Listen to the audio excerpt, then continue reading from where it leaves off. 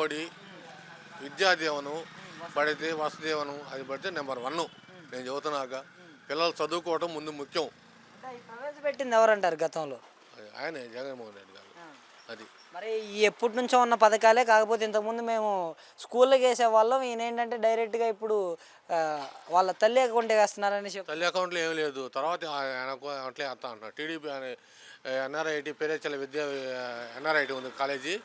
మా అకౌంట్లో పడతాయి, మీరు ముందు కట్టండి, మా అకౌంట్లో పడితే మేము ఇస్తాం, లేకపోతే లేదు అంటున్నారు.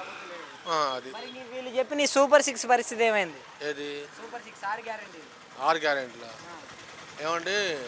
ఇప్పుడు గ్యాస్ సిలిండర్ ఫ్రీ అంటున్నాడు. ముందు ఇస్తున్నాడు డబ్బులు, సిలిండర్ ఇస్తున్నాడు, నీ అకౌంట్లో పడుతుంది, మా నందిని అకౌంట్లో పడట్లా. ఏంది పరిస్థితి అంటే పడినప్పుడు తీసుకోమని చెబుతున్నారు వాళ్ళు.